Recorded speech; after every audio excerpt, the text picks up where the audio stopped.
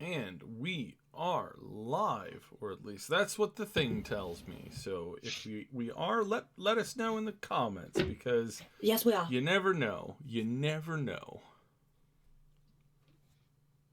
Yeah, looks like we're started. All right, So this is the community podcast number 52. 52. We were supposed to be playing the game shortly from now. Oh man, don't remind us. Yeah, that'd be cool. Sadly or not, we are live here with all of the usual suspects. We have LastKnownMeal. Hello, it's good to be back. Madqueen Show. Greetings, Earthlings. And TheNeonArcade. Wash your hands. Oh my god. Seriously. Sorry. So there's not a whole lot of news. There is some good news, but there's not a whole lot of news due to, well, just some stuff that's going on. This LARPing continues. People are still getting demonetized and removed from stream advertising, essentially like getting the video out there whenever you mention it. So we'll refrain from mentioning it. I don't know how or why, because my feed is nothing but these videos right now. So it's like, I think because you have to selected to YouTube that you have something to add. Mm-hmm. Like if you prove you're a doctor or a media news media, then you're allowed to do so. But if not, goodbye. Yes. So it's getting a little choppy out there.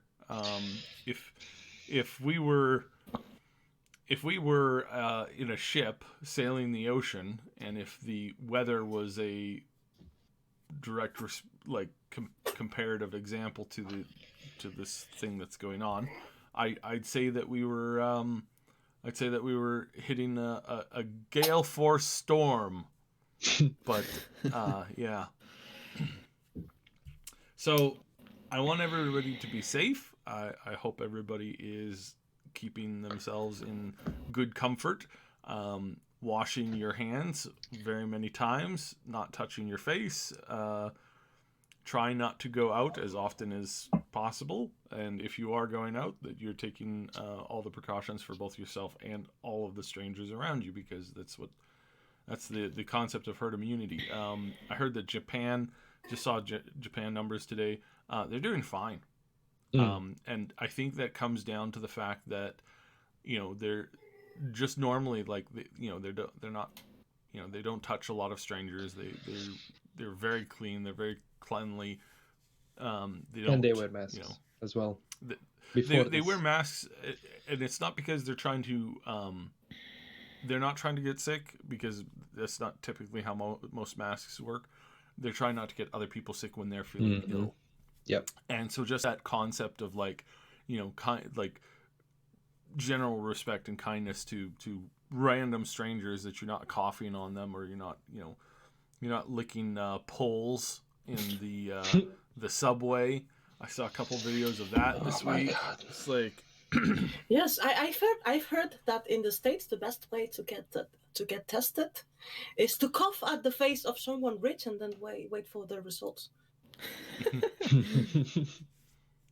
Yes, nice. Yeah. Japan is actually really known for that culture. It's disrespectful if you don't wear a mask, if you just have a normal flu or something. So yeah. Meanwhile, in other parts of the world, you have people doing human centipede drinking games, because it's spring break, and I guess that's just the thing you do on spring break, because that makes total sense and is extremely healthy. Well, here in Spain, the government had to start putting it by law, which means that you get arrested if you go outside of your apartment for something that is not essential. And yesterday I saw the news that police had to stop an orgy. An orgy of 30 people that just couldn't stay at home. What are these people's priorities? That there were also drugs involved. Sorry? I said, what is wrong with these people? What are their priorities? I think she just answered it. Because apparently there was drugs involved. So. Oh. Yeah, that wasn't a sober party. No. Yeah.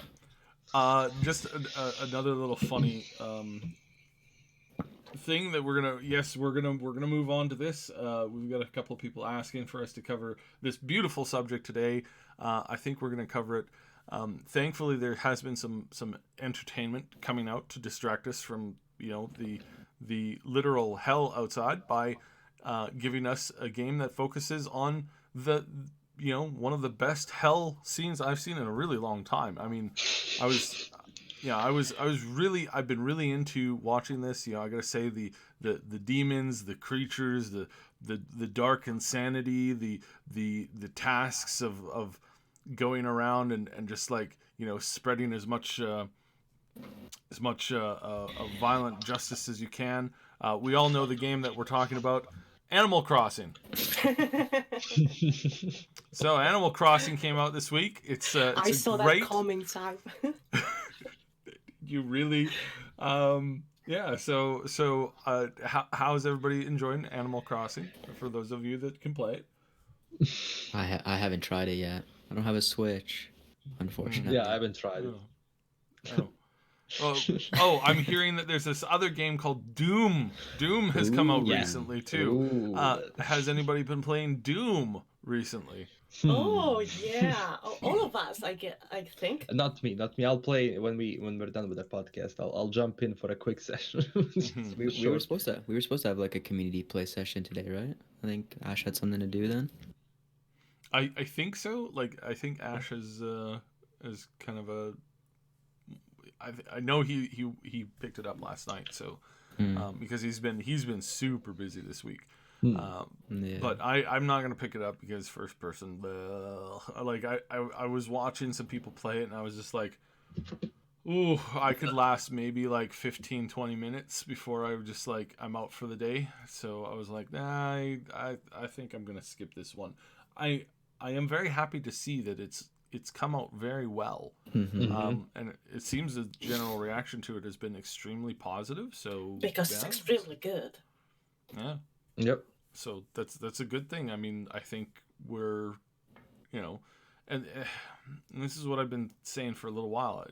I don't think Bethesda's, I think what we're seeing various different departments and different companies, different wings of the company are in a, I don't know what you want to call it, like an emotional, an idealistic fight between themselves, because you have some studios that are doing great, you have other studios that are doing less great, you have some studios that are fully aware of what the community wants, and then you have other people in other sections of the company who don't seem to even understand why people are upset over direct lies, right? And so there's a lot of that kind of going on, and we're kind of seeing it here with Doom a little bit. I think we're seeing more of the positive side. So Well, let's stay on the positive side. And the truth is that I am so glad that they delayed the game originally, because it's practically totally bug free on 30 something or even 40 hours of gameplay I did so far. I encountered 2 bugs. That's it. I mean, and one of them was very stupid. A character got trapped in the clipping. And that's it. The second one, I had to restart the quest. But in general terms, it's almost completely bug-free. And it's a game that is way more elaborate than Doom 2016, offers way more things. The encounters are completely different because it's non-stop the violence, which I appreciate. It's also way harder than that makes it harder than Doom 2016, but only in a certain way. Because the Doom Slayer is capable of doing a lot more things, so it's way more OP.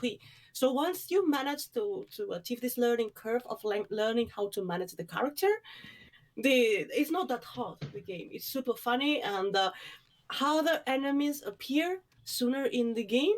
From the beginning, you already have, the hardest and toughest enemies. The music is fantastic. I strongly suggest the game to everybody. And if you believe the game may be too hard for you, there is this thing called easy mode, which I don't know why there's so many people that feels ashamed of playing on easy mode. There's nothing wrong. If the game on standard level is too much for you, You can play it on easy. The important thing is that you have fun. Mm-hmm. The game is also like mentally challenging too, because you have to balance all your resources. You're gonna run out of ammo pretty frequently, so to get ammo back, you have to chainsaw enemies, and then there's a whole bunch of different ways to kill enemies to reestablish your resources and your shields and stuff. So there's kind of this like small meta game within the game. It's not just going around shooting, blowing people's heads off, which makes it really fun. Yes, I believe that's an improvement from past game. You really need to have, quote unquote, a strategy. It's Doom. You're not expected to have a strategy on Doom. And also there's plenty of platforming involved, which is the part I am worst at. But yes, it has a lot more things than the previous game. And also, as Neon said, you need to have a strategy when you plan your encounters and leave the smallest enemies for the ending, so you can chainsaw them to get more resources if you run out of bullets. But And do also you glory have kills this give super you? bombs. Sorry? Do glory kills still give you ammo, like the finishers? Yeah, they give you No, ammo. I believe you need a rune for that. Ah, okay, interesting. Okay. So I'm just picturing the Doom guy. He's got his shotgun or whatever, and he's bang bang, goes around the corner, click click. Oh no, I'm out of ammo. So he like cocks the shotgun, right, and then he like slings it over his shoulder or whatever. He turns around the corner, chainsaws the demon's arm off. He pulls back. He's got the arm, and he's like jams it into the gun, and it's like click click, good to go. So is that how he's getting the ammo back? Because that to me doesn't. It's a little hard to compute there. Yeah, in 2016, I believe you only got shield and health for that. Little bit of bits and shields for like glory killing enemies and just finishing them. And if you were playing on harder difficulty, you had to do it because they pretty much kill you instantly. And in 2016 they gave you health, ammo if you got the rune, and shields if you got the rune.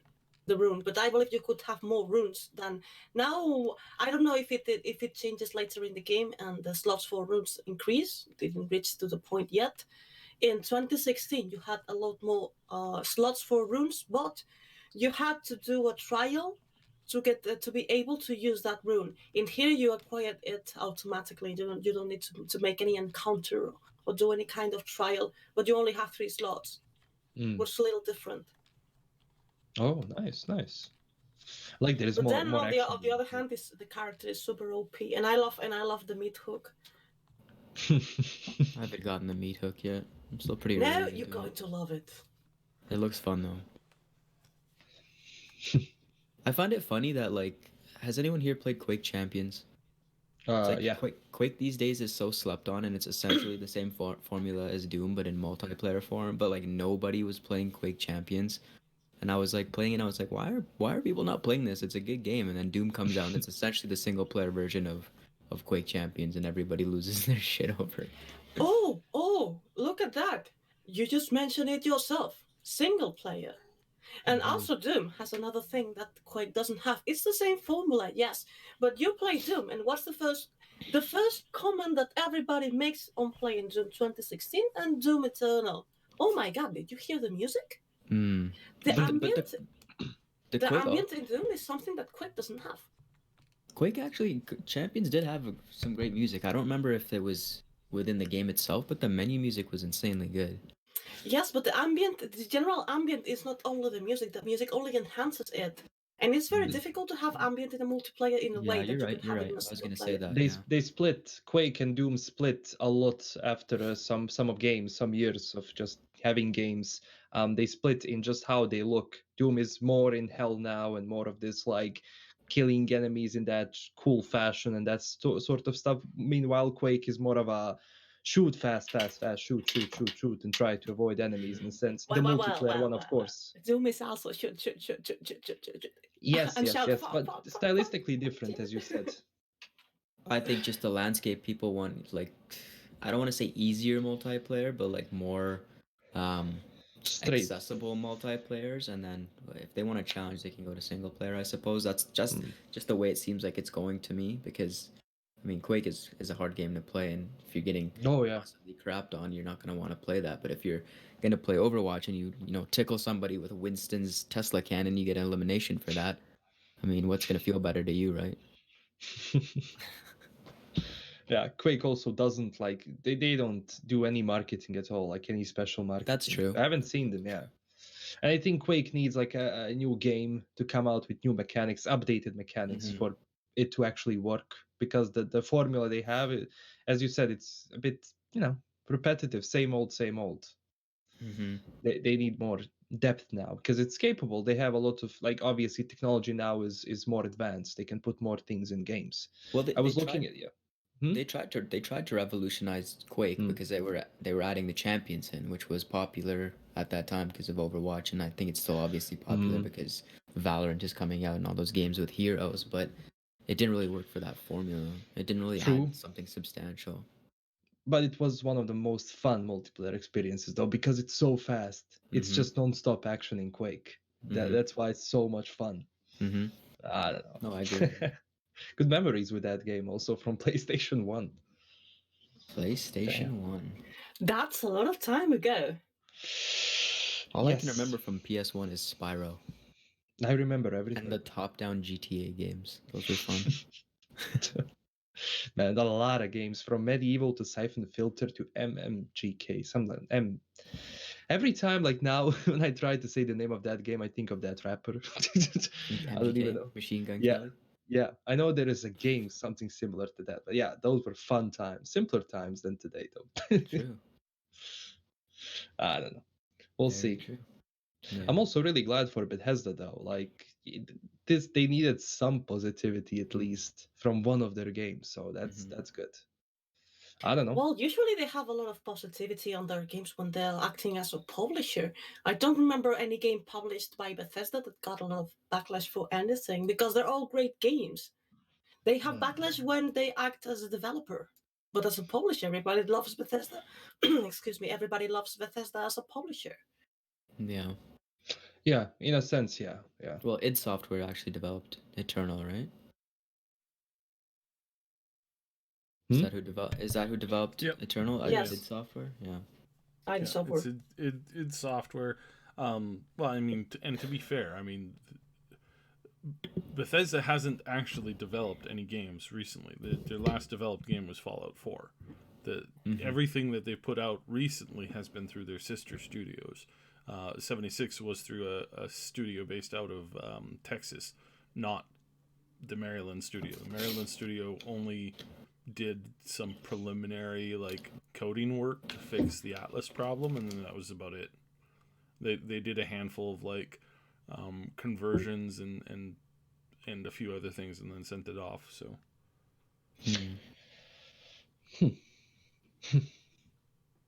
Now also, we also have some news regarding CDPR rights. I don't know if we talked about their work from home.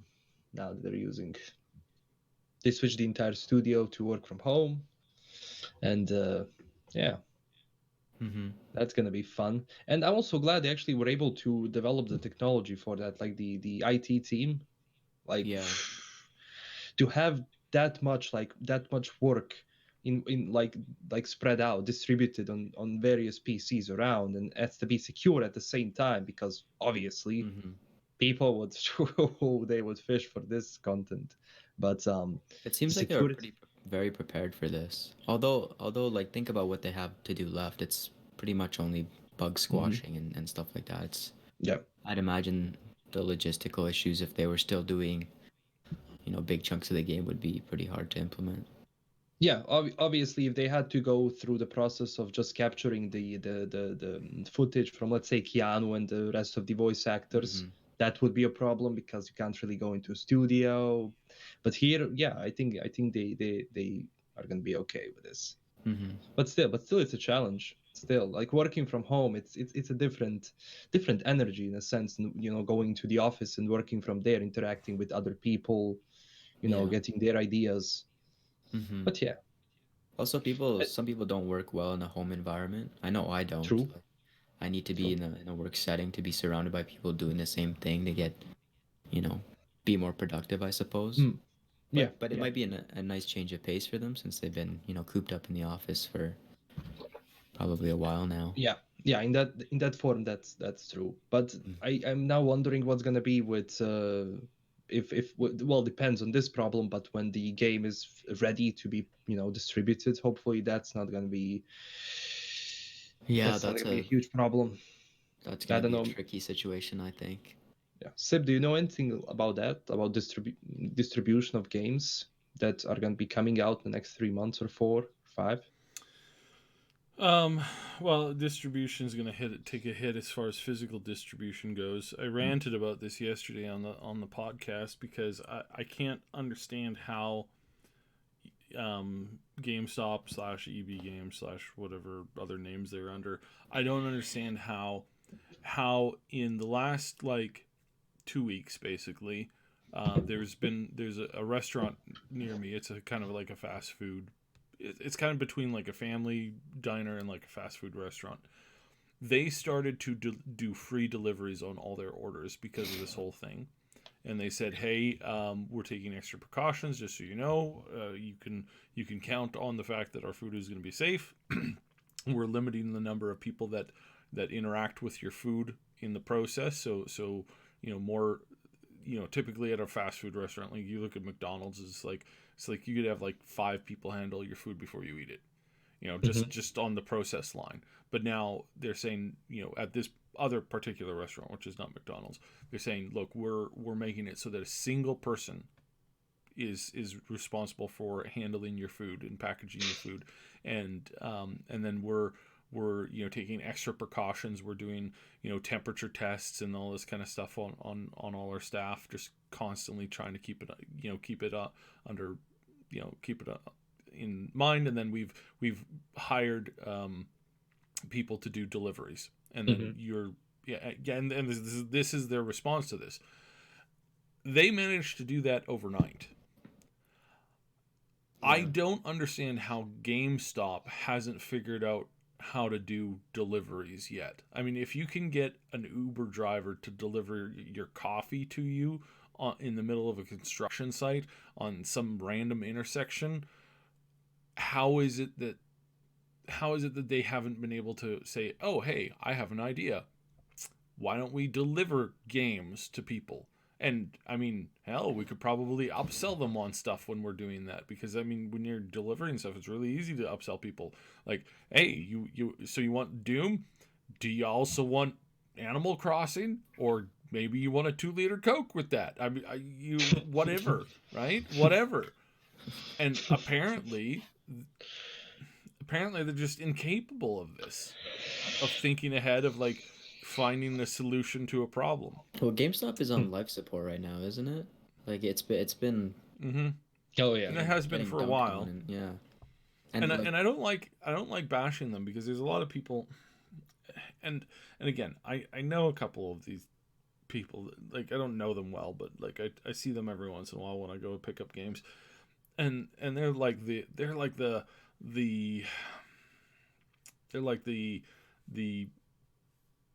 anarchist socialist type that are like, yeah, we should just get, we should just be paid to just work here all the time. I'm like, that's not how this works.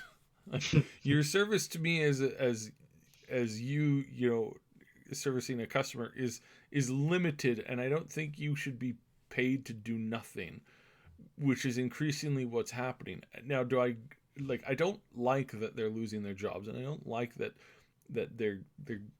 that a lot of these companies are going out of business, but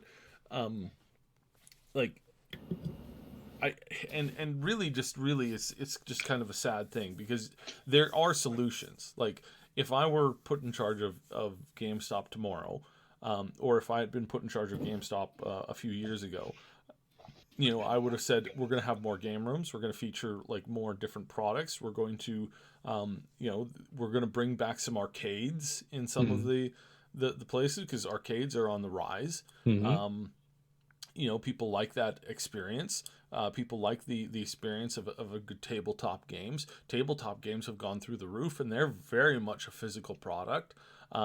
and I would have started to do like, you know, local tournaments and stuff, and assisting like years ago when, you know, these things started to happen. I think I remember like one of the very first like tournaments for Halo 1 was based out of my local computer stores.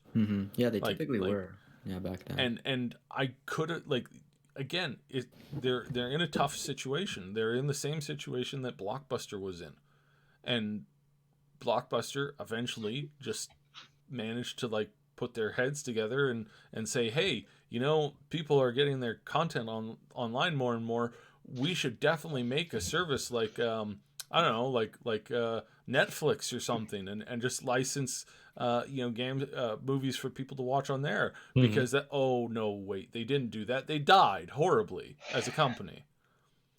Yep. But that sure would have been a good thing for them to do. Looking back at it, you could say, yeah, well, hindsight's 2020. Well, the same thing here applies to GameStop and how their leaders, having seen what's happened to other to other industries, I don't understand how they've just sat around like going, oh yeah, no, all our eggs in one basket is good. It's Well, fine. they've kind of even moved away from games, because whenever I see a GameStop these days, it's like filled with like merchandise and like like plushies and like all this other bloat, useless stuff that gamers probably don't want. I don't know. Maybe they do, but it's like, They make some like- sales on it. And, yeah, but there's like and no some of that games in stuff it. is It's not. It's like good. they're not featuring the games anymore. Yeah, well, I mean, it's just been like a culture of like stagnation there, Yeah. especially among their leadership. They just don't think for themselves. They don't look at for the future. They don't think about like, because someone explained to me a long time ago, it's when you're building a company, imagine building a house in the middle of a storm, and it's always a storm. So you have to take necessary precautions when you build that house so it stands during that storm. It's not going to be destroyed, because a company is always in the state of entropy. It's always going to be attacked by competition, by changes in trends. So if you don't adapt fast in 21st century, you're going down fast. Yeah, and I mean, Steve Jobs said it. When you have people who are the money people, the marketing people, they're just out to, you know, sell the product over and over and over and over and over again to as many people as many times as they can, over and over and over again. You lose the heart of the company, and the company ends up, you know, hitting the wall at a high speed. And you know, and again, you can tell a room full of board people, like boardroom people, this just constantly you can preach this, and they'll go, no, you know, our projections show that you know, we're going to continue to make a lot of money from this, and it's like, eventually you think some of these companies would learn, right? But I mean, they're not but even. no, they just keep running their heads into walls, and it's Yeah. like, Especially recently with their policies of staying open. I think in Baltimore or something, they lost their business license. Somewhere in the States, they lost their business license because they were staying open and, you know, going against what the protocol for that particular state was, or wherever they were located. So they're just making stupid decisions all around the board. But if there is no legislation that says that the government is forcing business to stay closed, they cannot claim money to the insurance. That's happening in a lot of places where government is recommending businesses to close, but they are not forcing it. Mm-hmm. And to claim money from the insurance, you need to be forced. Here they're forced in my country just because of that. So that basically they can revive the economy a bit faster. So yeah. But again, it's still having like open stores like that, it's terrible. Like it's crazy. Boggles me, because we know when there's a new game out, at least I don't know how it is now, because my country doesn't have those stores, but I don't know if are they still lines in front of stores when there's a huge game coming out? yeah, that yeah. still a So thing? this happened recently in our country, is like, just when Animal Crossing and Doom came out, the same day, there was a lineup of people standing out in the cold, and this is me face palming when I hear this. I'm like, what? I mean, we're in the middle of a pandemic. Yeah. We're in the middle of like something that people are legitimately, dying from. And you've got a bunch of people who are standing out in the cold, rubbing their faces, rubbing their noses, sniffling, sneezing, standing next to somebody who's coughing. And at no point did somebody say, hey, This is a bad idea. probably a bad idea. Like, maybe I should just wait in my car. Yeah. Like, Yeah. maybe I could do like a curbside pickup, which is what they're doing now. It's like, yeah, we're closing the stores. It's delivery or like pickup at curb. And it's like, when, like, did it take the international community coming down on you and mocking you relentlessly for you to come up with the idea of curbside pickups? Like, I don't understand this. We have a fair amount of cases in our province too, so it's not like there's only like one person out there with it that you can feel safe. Oh, about this it. this was out in the different one, but it's like you're just like burying your hands in your head and going, why is this, like, why the stupidity? Like, I just don't get it. Why the utter stupidity? It just doesn't make sense. My God. So Yeah, it's gonna be like that. There's always someone. I need help finding a Quake game. Oh wait, I think I found it. Did I find it? Quake Live is pretty cheap on. No. I mean, I'm referring to a particular Quake game, which is the only Quake game that I played a lot of. I played a little bit of like each Quake game, like sometimes less than like an hour. I think you played Quake 2. Yeah, I think it was Quake Champions. Oh, that was the most recent one.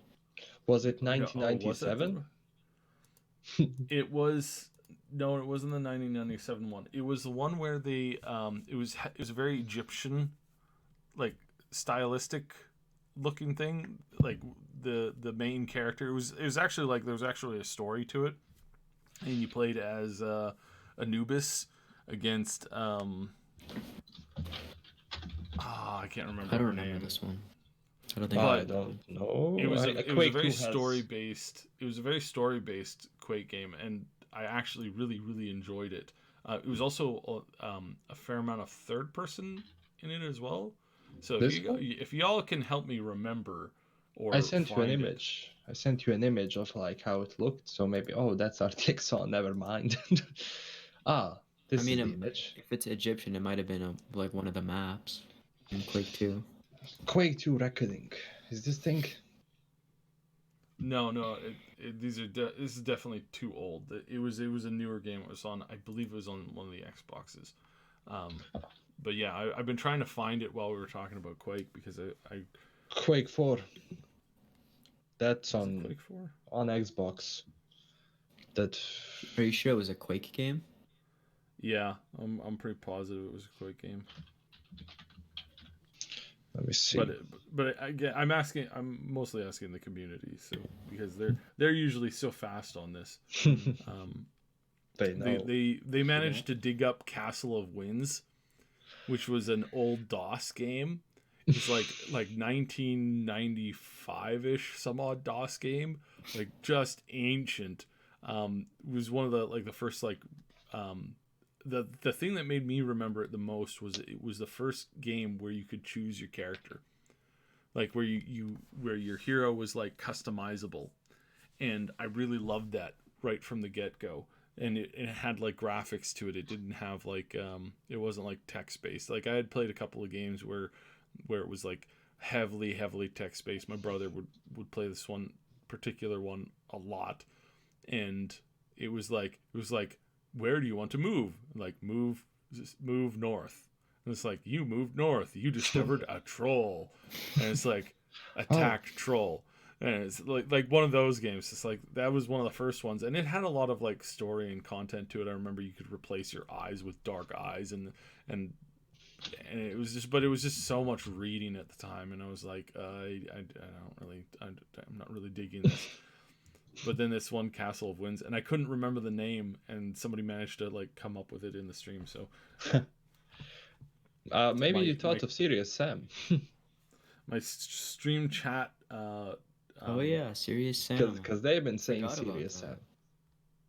Oh, that's a cool game. That was popular here because it's a Crow was team, fun game, Croatian yeah. team. Serious Sam. Yeah. One of the best. It was like a parody on everything, on Doom, on Quake, just. And I wish actually like we had games now that were parodies in a sense, more straightforward parodies that come out, like not like subliminal parodies and commentary of the society, but actual parodies. You know what was the best at that? Scary movies. Do you guys remember that? They Oh just rip yeah. on every single thing in popular culture. That was their There was niche, like actually. 40 of them. Yeah, and the worst thing is when you have copycats of a scary movie film. Oh, that's the worst. When they take their ideas and put into their films. I mean, It's that's free game. That's It's free true. real estate. Cue the free real estate meme. But it was fun. It was really like the couple like first 3 films, I think. They were really over the top fun. I loved it. Yeah. They just the characters and the vibe, especially now when you see it, like you see, Oh no, I made a mistake. It was not Quake. It was Unreal Tournament. Yeah. There you go. oh, No, my That's bad. also My cool. bad. That's also cool. Formula, yeah. Yeah. The arena shooter.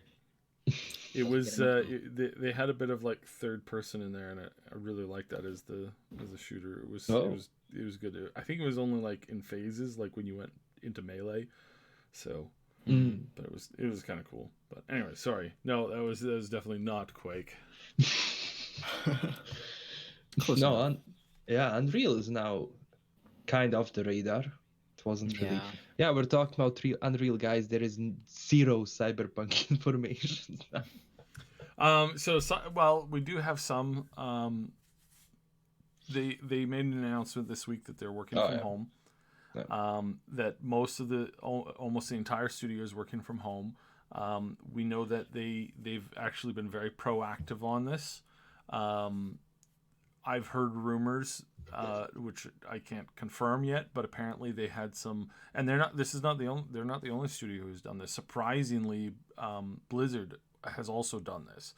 And that is that obviously a lot of people didn't have the hardware or the computers to work from home. So what they did is the supervisors came in, sterilized themselves, and then packed up several of their office computers and handed them to the staff as they showed up on site. So they didn't have to come in; they just drove up, and they're like, "Here's your package. By the way, we also put a bunch of food in your thing," because there's a lot of game studios that have food rooms, right? And have snacks and cookies and candies and all that kind of stuff. And I know this for sure that this happened at Blizzard. I've heard that this happened at CDPR, but I haven't been able to confirm it. So right now let me just take it as a small light rumor, but I know for sure that this happened at Blizzard. They handed out food goodies. They handed out boxes of masks, boxes of disinfectant, and that they're trying to make sure their employees are safe. Now, Blizzard, I mean, they could just pay them normal wages.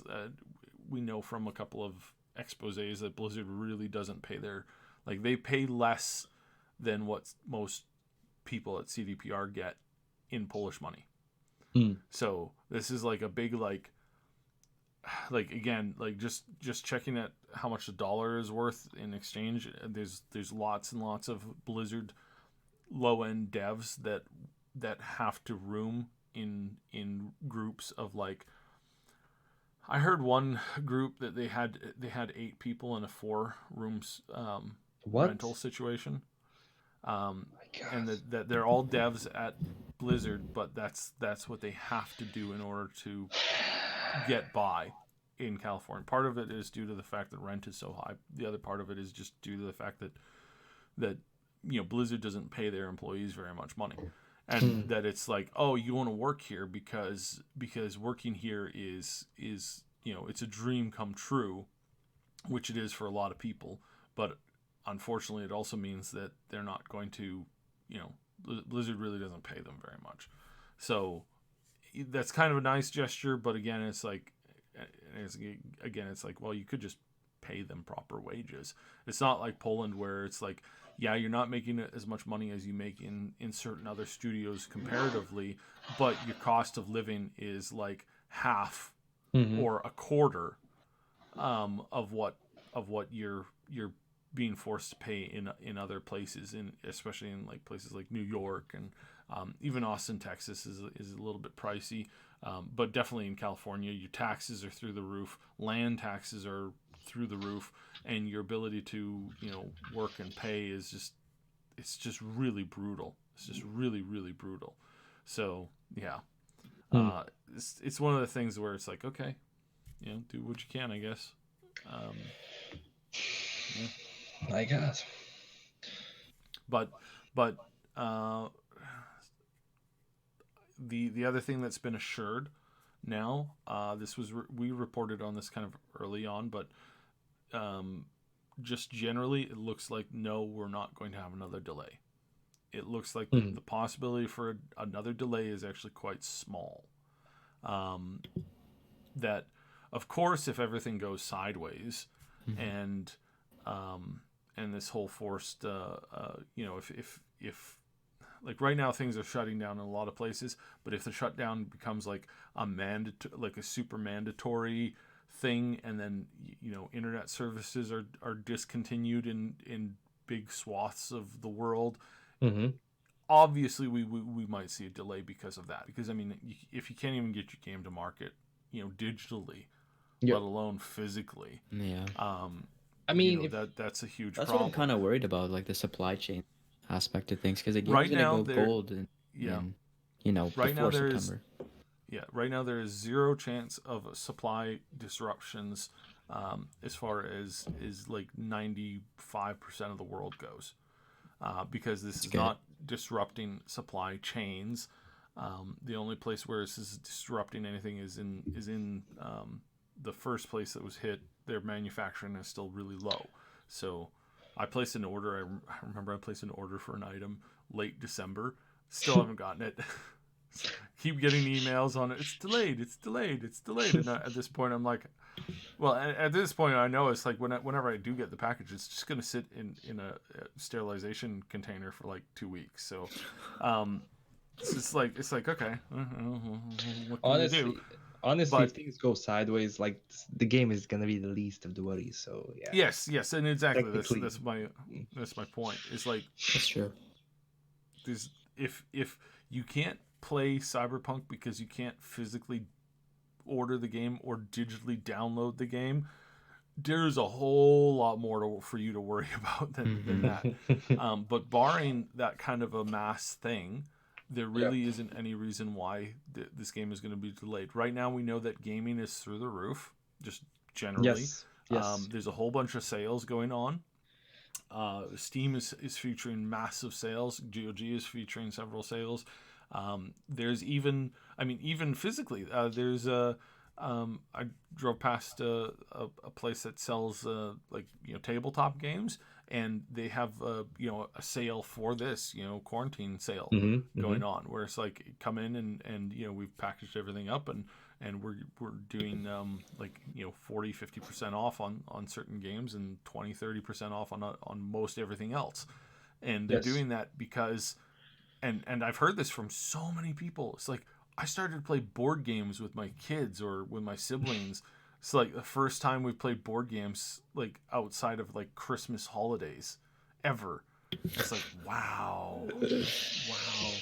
This is changing everything, how I view things.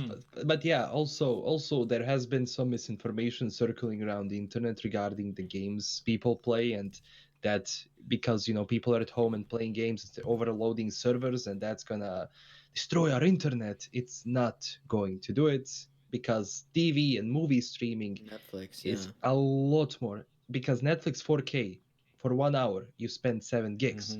For CSGO, it's 250 megabytes. For Dota, it's 120, etc., etc. It's like 30 times the bandwidth usage or something. Yeah, the biggest one is Destiny 2. It draws 300 megabytes per hour, and that's it, the biggest one.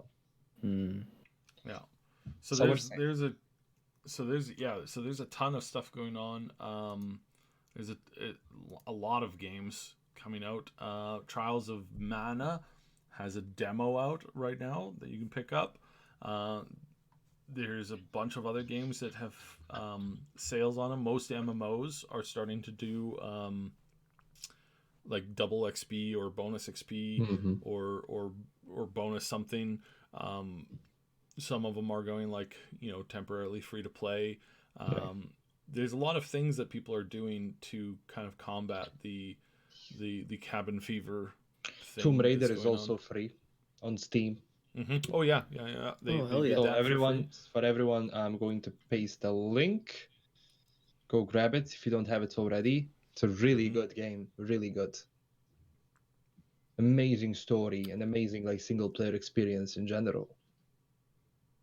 Yeah, apparently this is like pretty hard on your PC hardware though, isn't it? This is like in a very intensive game. Oh yeah, yeah, it's, it has well, options. it's still high demand game. Yeah. That's true. They really push like all of the like physics of the hair and everything of like the nature around you. And there's still some games like The Witcher 2. You can still stress test your PC with Witcher 2. They have something called the Uber sampling, Uber settings. Like it's really hardware demanding, but like the quality you get is insane. Yep. I know that Digital Foundry actually tested like The Witcher 2 still. It's like it was the crisis of its time when it came out actually. So yeah. Okay. Now, let's see if there's any questions. Yeah, I'm trying to reload my chat because it's still lagging out every couple of minutes. Oh yes, PSO 2 it's out for the Xbox. It's coming out for the PC, but it will be on exclusively on Xbox for a little bit. The fact that it's coming out at all is really cool. Okay. So. Yeah. I mean, games now that it's a double-edged sword in a sense because games that came out now they're getting a lot of players obviously because people are forced to be in their houses. You should, but it's good for them in a sense because the games in general have been breaking records like crazy this week. Like CS:GO had over 1 million concurrent players. Let's see, Call of Duty. I mean, obviously, those games will always get millions and millions of people, but even single-player games on Steam now getting like Tomb Raider, it was free, and I saw like 50,000 people play that yesterday. So that's cool. Holy shit. Yes. But on the other sense, yeah, like distribution part is a problem. Yeah, this is going to be a good time to get through your backlog. I know a lot of people have a lot of games that they're putting on the back burners or like not finishing. I know I have a lot. So. True.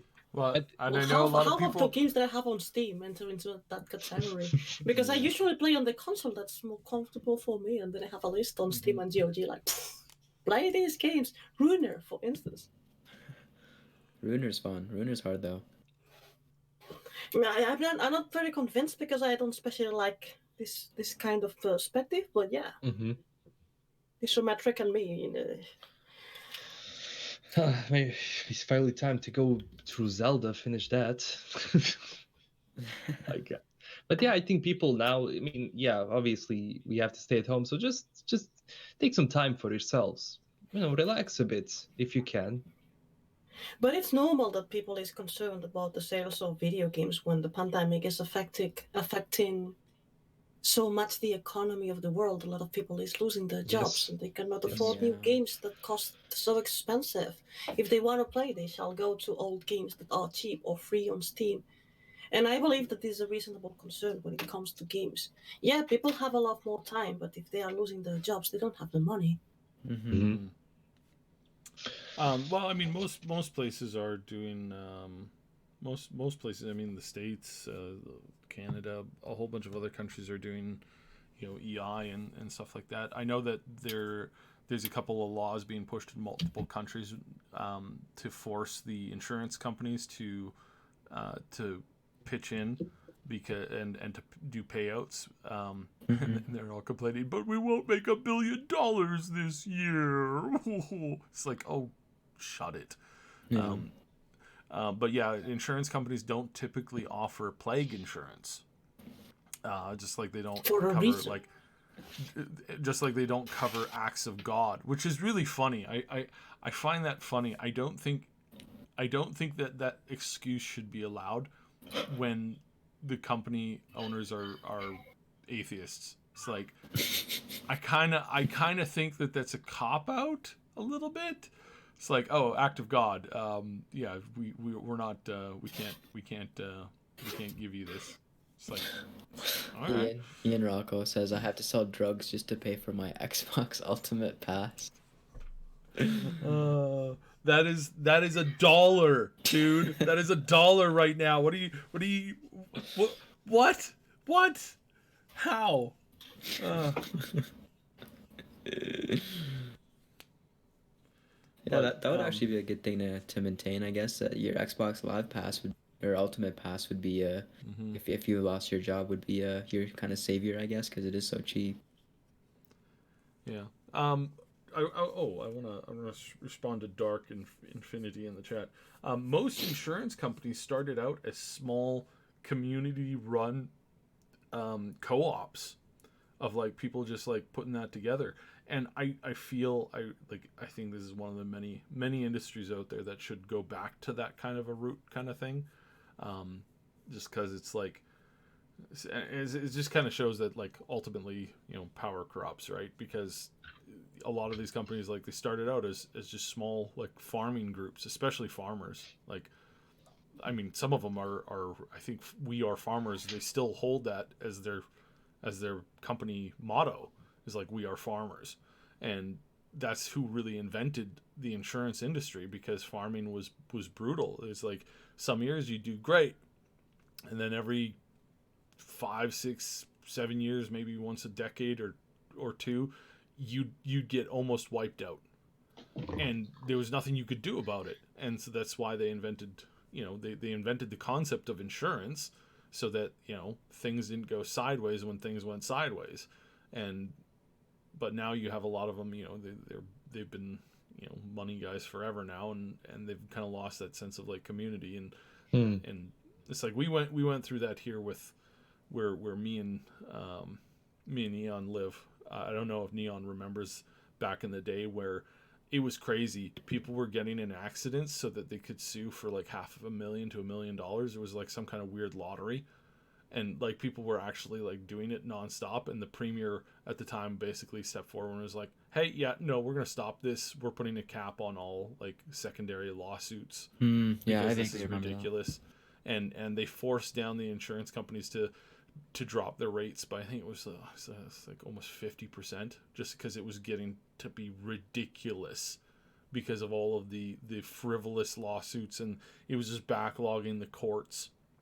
like 20% of the court's activities were hosting these like insurance things, and he revolutionized the industry by saying, no, stop this. You're going to offer a basic service, and people are going to pay for a basic service, and that's it. And so you really have to like step in and like do this now. But I mean, at least the rates are a lot cheaper than they once were.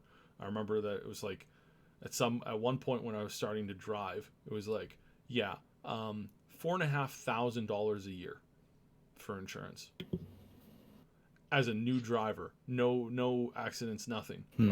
Brother got in a few accidents. He was looking at $10,000 a year. Well, you're also a young guy, so rates are higher. And that's the other thing. It's like my sister, just under $2,000. Me, like close to 3.5. My brother, nearly $10,000 a year for insurance. Yeah. And That's it was a like, lot of money. Wow, that was super weird. By the way, I'm the only one of those 3 of us that has never had an at-fault accident. So It's nice. Golf clap. Just want to rub that in their faces a little bit. I was involved in an accident a few years ago. A cop car drove into me. Was he on his phone? So Wow. No, he was driving down the wrong side of the road. Oh, that's even Fell worse. asleep? And what makes it even worse, I was stopped. So I was stopped along with all the other traffic, and he ran into me. So it was really funny because basically, like, they're like, yeah, so we're just gonna pay for everything. I was like, good. I like this. This is good. It's like, yeah, we're not gonna try and weasel our way out of this one. So, but yeah, no, never had an at-fault accident. Never even had to pay a deductible. And I mean, I've been paying insurance for how many years now? How many decades upon decades upon decades? And it's just like, ugh, annoying. Oh my god. No, it's terrible. Like when I see how much you guys pay for insurance, wow, 10K per year. Well, that was when it was really bad because people were suing left and right for really frivolous things, like they would get rear-ended and suddenly like back injury, now I'm no longer able to be my award-winning artist. I can't paint anymore. People would like purposely like brake to get rear-ended so that they make a claim. Oh god, that was like a big issue. Yeah, it was insanity back then. I remember that like it hit some kind of like fevered pitch where it was like people were actually like doing this as a form of income. Yeah, it's like a part-time hustle. It's like, wow. And so the premier put a stop to it, but he also basically told the insurance companies, like, look, you're gonna have to pitch in. It's absolutely unfair that you service less than 10 million people and you make $1 billion every year. Mm-hmm. It's like, no, that's ridiculous. Like, that's utterly ridiculous. And they're like, costs is like, okay, well, you're gonna have to put some aside, and then you're gonna have to dish out whenever there's an act of God. And then they were like suddenly like, oh no, we don't want to do that. So it's like, it's so funny. Anyway, sorry for getting off track, but don't really have no worries. Yeah, we got nothing regarding this. Jeez. We played yesterday. Moontag and I played a little bit of. She mainly played. I kind of watched and commented. We played this cyberpunk styled dungeon crawler, like the old school, old fashioned, like Elder Scrolls Arena. I think it was dungeon crawler. Actually, it might have been the one before that, where it's like you're in the dungeon and your party, which you don't see, is moving through a dungeon. Like section by section by section, you kind of going forward. It's a genre of game that hasn't been really out too much. Anyways, the game is called Conglomerate 451, and it features a very cyberpunk style utopia. There's even topless people, and it's great. But it features a kind of like a really hardcore system of like you have your agents. And your agents can become like permanently injured or like heavily injured, and then you have to like put them into rehab and stasis for weeks at a time. Really interesting game. Ooh, definitely had a lot more to it than I was expecting. I was expecting a lot of like just kind of like a lot of like copy pasted content generated randomly every time, kind of the same formula. No. I mean, yeah, you expected that. Like asset flipping. Like I was expecting an asset flip game, but it turns out that there's actually a ton to the game. Oh. I mean, it's not a AAA game. It's still an indie game, but there's a ton to the game. There's a lot of good graphics. It's if you like dungeon crawlers. I don't like the dungeon crawlers where I don't get to see my characters, but it was fairly reminiscent of like the difficulty was a little reminiscent of like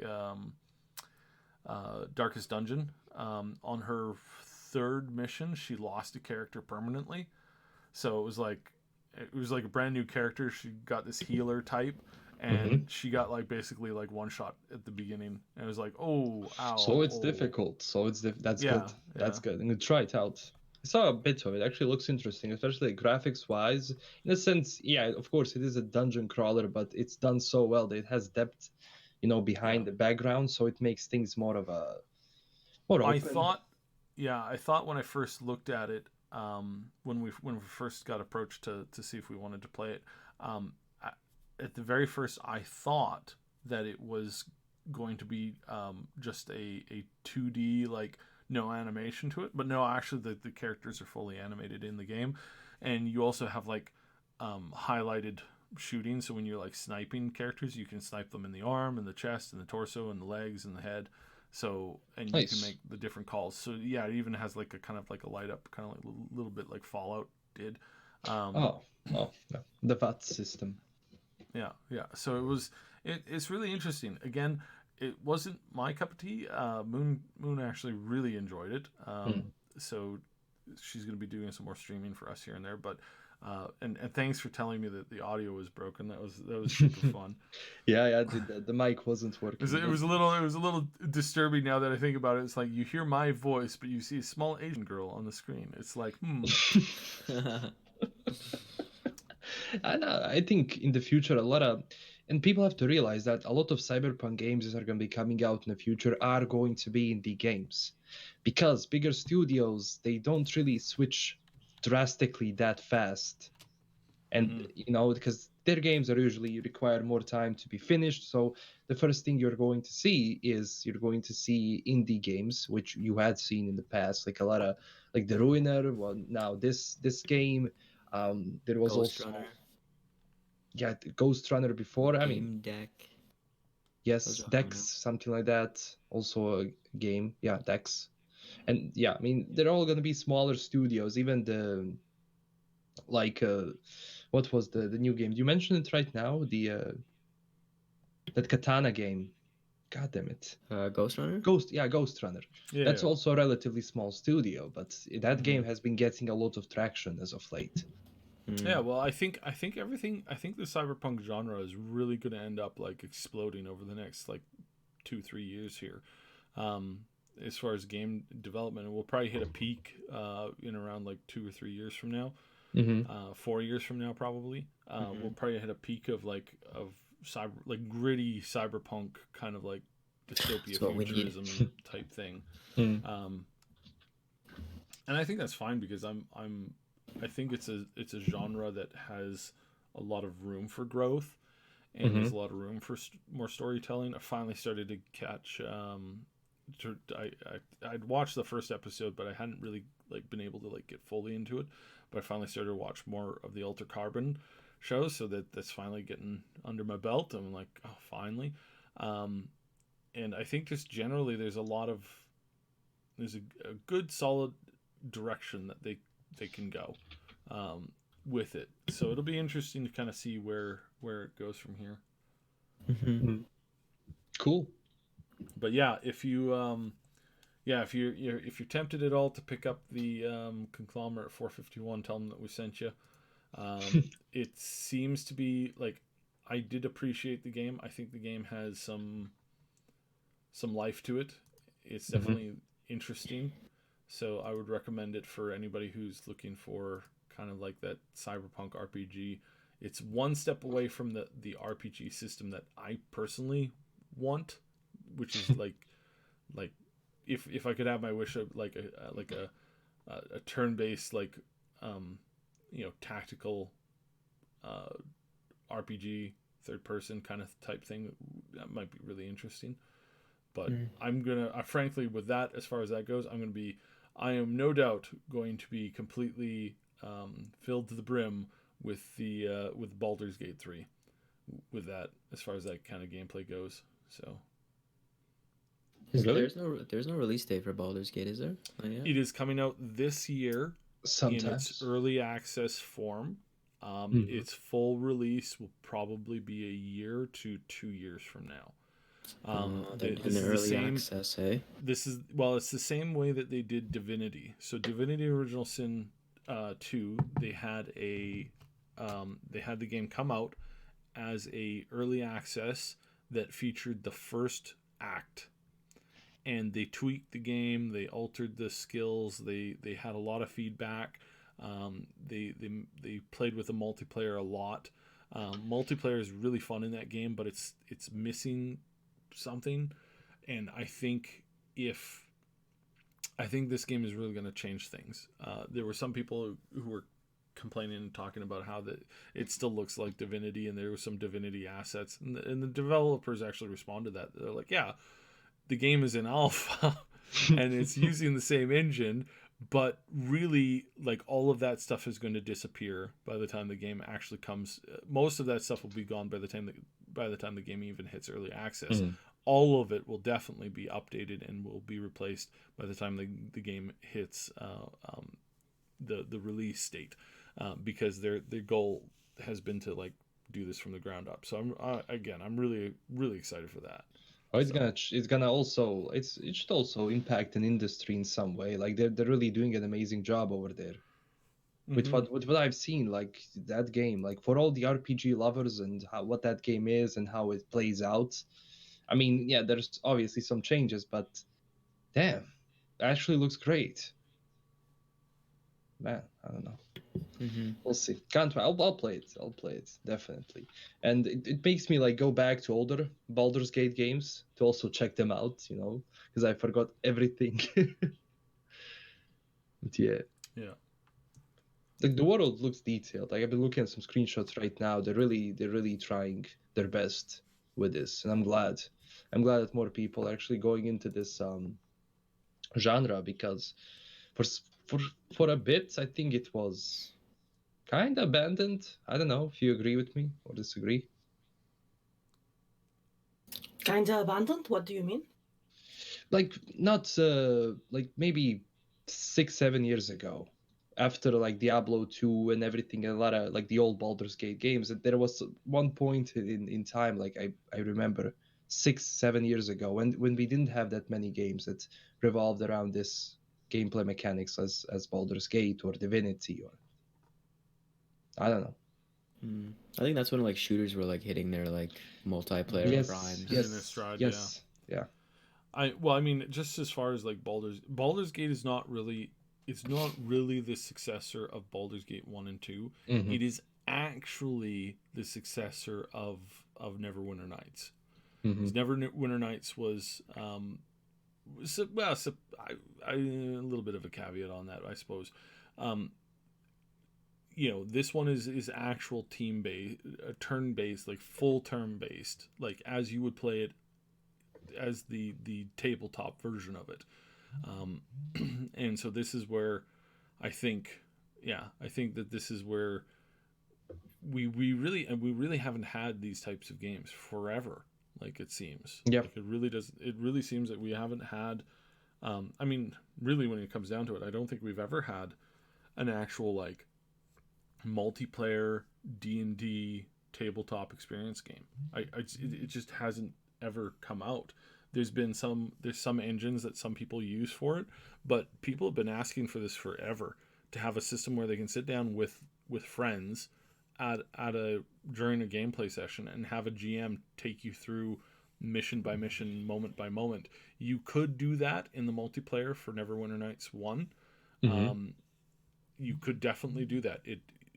People had whole servers. They had chained servers together to allow like hundreds of people to be playing at the same time, and they had drop-in GMs who would drop in, add quests. I remember my first experience with an online quest run by a GM. I didn't even know I did it, and the GM was like, so I walked into an area and there was a ghost who appeared, and I was like, this ghost has never been here before. What's this ghost want? And I was like, so I started to chat with you know, using the party chat, and I was like, because I couldn't open up a chat window and see like pre-scripted dialogue, but he started to talk to me, and I was like, what is going on here? This is so weird. This is the first time I had encountered this, and I didn't realize until later that day when the GM was talking to me in the public square. He's like, yeah, I tried to get you to do a quest, and I was like, that was you? That was a real person? What? And my mind was blown, and I was like, it's like a real D&D tabletop experience. And I felt bad because I never got to experience that quest, because I was like, okay, well, this is a very interesting quest, but I have to go. So I tabled it, went back to it, but it was like the quest log wasn't there, and I was like, oh, and then later on he was like, no, I was trying to get you to do the quest, and I was like, oh man. Oh, I mean, so sad. that could be the future. Like obviously, like tabletop to move into this virtual world where you can just experience everything a bit more. You know, they can paint the location around you, or just to have like have it as a video game. Just have that system so you can play with your friends and enjoys the same experience, but that you have the more enhanced experience, but without the cards and everything that you would have usually. Well, the whole ARG, sorry, not AR, augmented reality games, not ARGs, but augmented reality games that are coming is like I think I mentioned this before, where they're working on tech where you can just pop on a headset, you're sitting around a table, and like people like you're playing Clue. I use this example a lot. My favorite example is like Firefly, but Clue is probably the best. You sit around, you all put on a headset, and you're like, your kid sister's like, I'm going to be Colonel Mustard, and then she makes her selection, and then her real life character, suddenly becomes a Colonel Mustard, and her voice is changed because you're wearing the headset with the earphones. Her voice is changed from her voice to Colonel Mustard's voice, and then somebody else is like, I'm going to be Professor Plum, and then they become Professor Plum. And this is the ARG things that can ultimately end up coming to market, and it's really, really, really interesting. But this tech, the tech right now is like they're working on this is largely like still years and years away, but it's like this is the future. And when it comes to like D&D experiences and that kind of stuff, like that kind of like tabletop stuff, Cyberpunk, like we're going to have this big evolution when the tabletop experiences start to intersect with the ARG experiences that you can have. And there's some of it which it's starting to get there, but it's like it's still a ways away. And at least we have VR. VR has been getting a lot of improvements. If Alex can do it, if they can pull out that stuff in Half-Life Alex, I imagine like what else can they learn from it in like 2 years and actually pull off that. So yeah, the full immersion is definitely years and years away, but the VR that we have is going to get more advanced, and I guess that's going to be more mainstream. More people are going to have VR in their houses because that's going to be the next. I have this. It's not going to be the next. Oh my God, it's such high tech stuff. It's going to become more normalized, I guess, and that's good. Such a different experience for people to enjoy games. They need to the frame rates of those headsets need to go up. A lot of people get motion sickness from using them for like literally like 15. Wow. So. Yeah, it's one of the weird things when it comes to motion sickness for me. Shooter like Doom, oh man, I can like maybe like I said 15-20 minutes I'm done. Put on a headset and play like Saberbeat or Audio Shield, that was the other one, or some of these other like VR chat, that kind of stuff.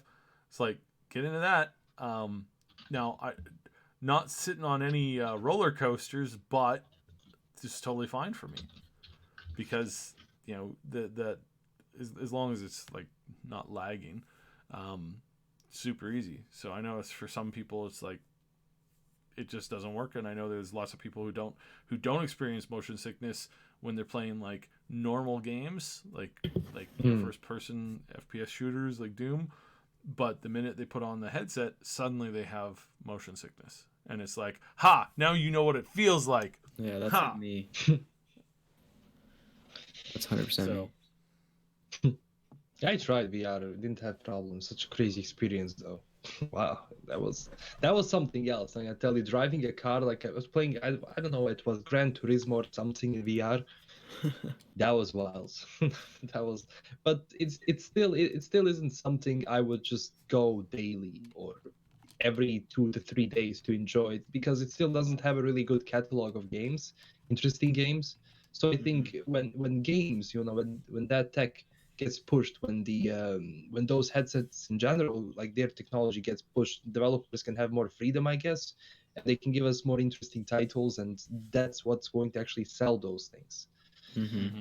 Because now you're just going to buy it and say, oh look, I have VR, enjoy it a bit, that's it. You don't think of it as a form of entertainment like you have on your console or your PC, where you go in every single day.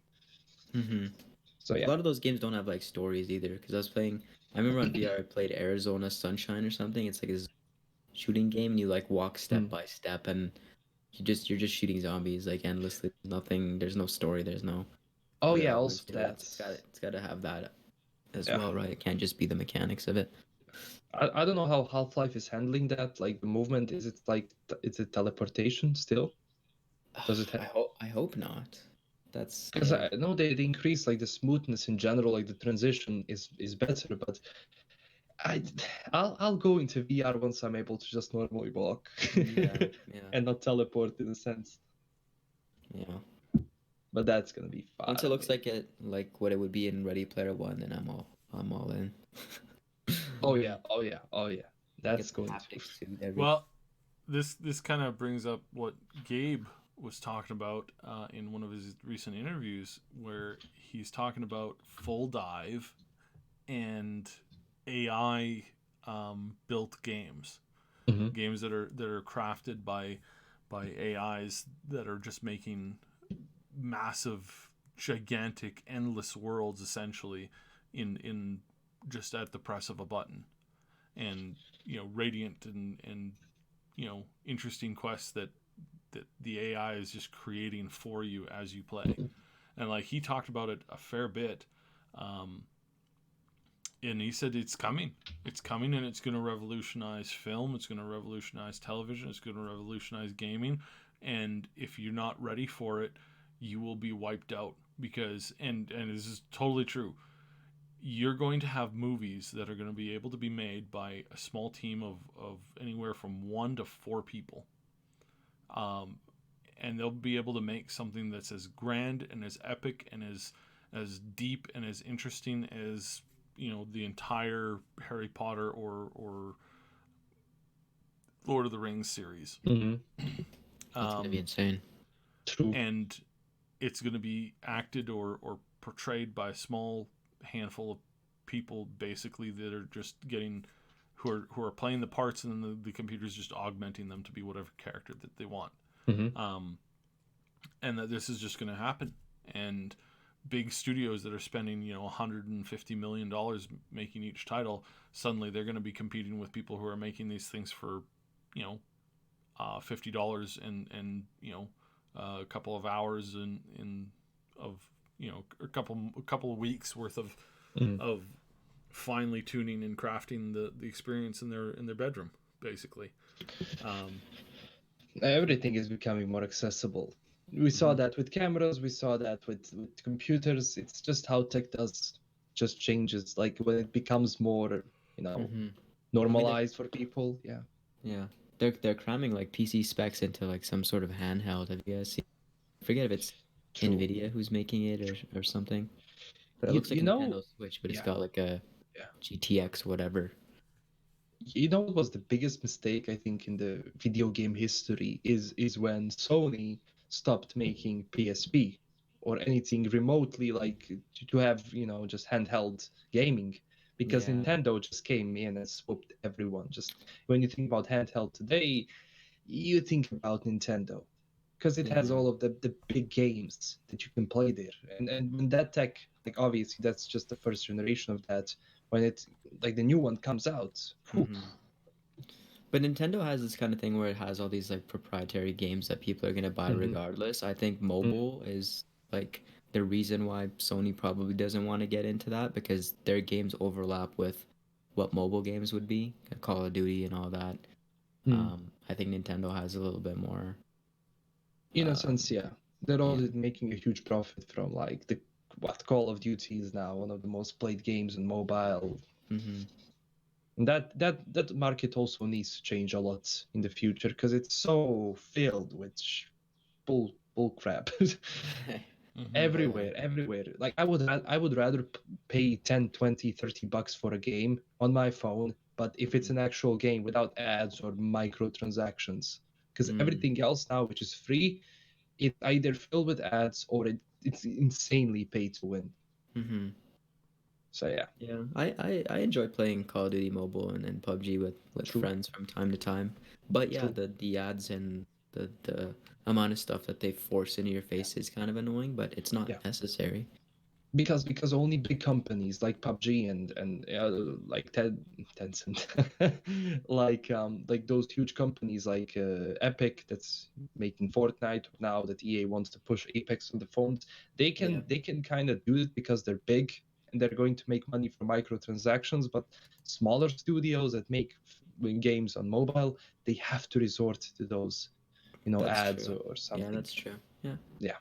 And that probably needs to be changed. But for example, I've been playing Stardew Valley on my phone.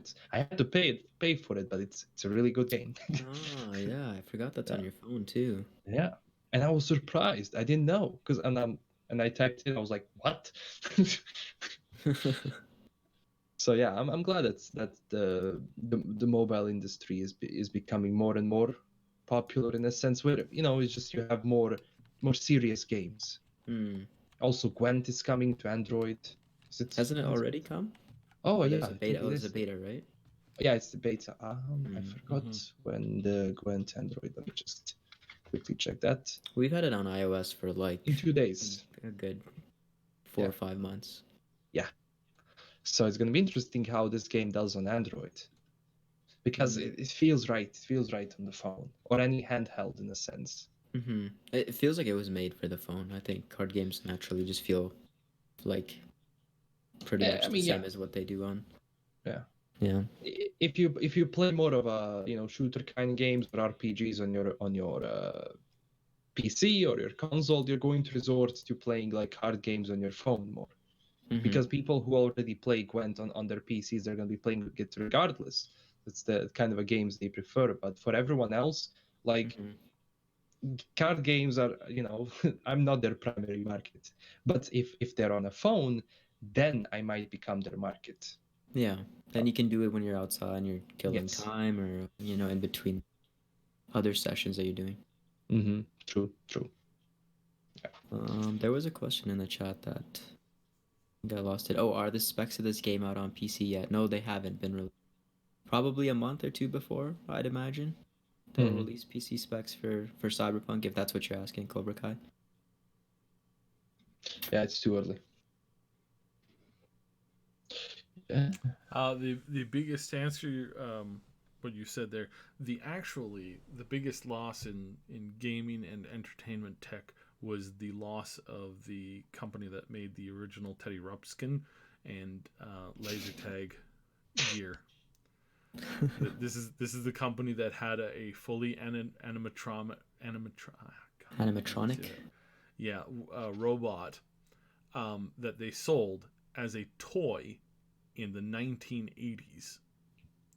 Damn. This is a company that had laser tag guns and stuff like that, grenades, home bases, intelligent targeting systems in the 1980s. The company went under, and when it went under, we lost a huge section of like technology that was starting to be pushed and starting to be refined that people have just come back to in the last like 5 years to try and remake and repush and to rebuild. Imagine if you had God damn it. Imagine if you had robotic pets and toys and children's games and stuff like that, after having 25 years of billions of dollars of additional research, programming, competition, and all that kind of stuff. Imagine what you would have had. The world would be a different place if that company existed. Right? Yep. Like one of the biggest evolutions of cars was when Chevy and Ford and all these companies were competing to get their vehicles to market. And then ever since they essentially became too big to fail, and they were essentially listed as like high priority companies that couldn't fail, and the government started bailing them out every time they made bad decisions, you had to stall in the evolution of car companies that hasn't been rebooted until Tesla came out with, with their stuff. Elon Musk, one of our favorite celebrities here on the channel, it has nothing to do with the fact that he's dating Grimes, who's playing, a certain Lizzie Wizzy within the Cyberpunk game. But yeah, just shocking that, you suddenly have this, because there were fully electric cars for, an electric car was actually some of the first cars. And we moved away from that technology and have just now started to like get into it. Just now with the need of cell phones, been starting to work on things like graphite battery packs and stuff like that. Whereas again, if we had moved in that direction in the 50s, 60s, and 80s, what would we have gotten from it? What would have been the end result of technology? And it's something that kind of like you think about with the handhelds. It's like we haven't had that much. We had a couple of companies doing handhelds, Nintendo and PlayStation, and then they kind of walked away from it. But then it was the cell phone companies that ended up taking over that market and creating handheld, essentially, devices. And now the gaming industry is getting into that. But imagine any industry where you end up pushing, or you end up finding those brilliant, like Nikola Tesla type or Thomas Edison type inventors that are able to create and come up with the technology that just hasn't been thought of, because it's those thinkers that push the technology. It's like 90% of technology is made by like a slim fractional one, like less than 1/100% of 1% of the population. Like Tesla himself invented about 40% of everything that you use today. Yep. Thomas Edison invented the other 40%, and then a handful of other people invented the other 20%. Without one of those people, we don't have radio, we don't have computers, we don't have, electricity, we don't have batteries. Just removing one of those people, and we just don't have it. Like, well, we would have invented it otherwise. Would we have? Like, you would invent something seriously. different. We would have something different, or we would have some, or we would not have it at all. There were countries that had developed technology, and had developed like the idea behind, like, chemical reactions and stuff like that, thousands of years ago. But it wasn't until you had the free thinking, what's the term? The concept of like scientific enlightenment, that you actually started to have like things that started, like, people started to put two and two together. Like, if you ever want to have a fascinating, like, read a fascinating story, there's two people that changed your world in ways that you can't even comprehend. Louis Pasteur and Alexander Graham Bell. One invented basically the concept and the understanding of you could fight germs and diseases with learning how to create other germs and things to combat those things. Yeah. And he invented the concept of vaccines, essentially. And the other, created the phone technology. Both of these people were thought to be insane at the time. Their concepts were thought to be literally insane. Alexander Graham Bell had to get corpses to study the ear to understand how to create a speaker. Because that was just like, imagine your friend coming to you in the dead of the night. Dude, I need to go to the graveyard. We need to dig up a fresh body because I need to dissect the body to learn something about making humans regenerate limbs. You look at him and you're like, you're crazy. It's just okay. Sit here. I'm gonna call the police. That's your reaction. Yeah. But if that had happened with Alexander Graham Bell, we wouldn't have. I mean, like half of the technology we use today wouldn't exist. Yeah, Bell is different. We have a different. We don't. We have Meucci here for the inventor of the phone, not Bell. That's funny. But yeah. Well, I mean, he improved on the tech. True. Like yes, the it's all like sort of. I mean, yeah, obviously you have people that just improve on the tech. Like, remember when people thought radium was okay and they used it in everything. Use it in the toothpaste. Cigarettes, everything. It's like, look at all this energy. How can this be bad for you? How could this possibly be bad for you? Oh my god. They actually radiated water because they thought it was going to make them strong.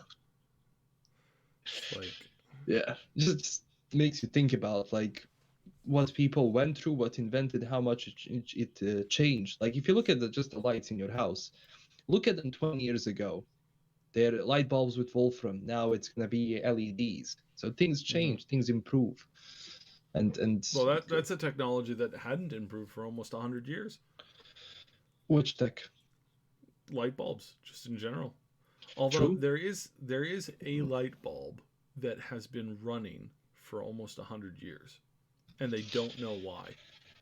Just for whatever reason,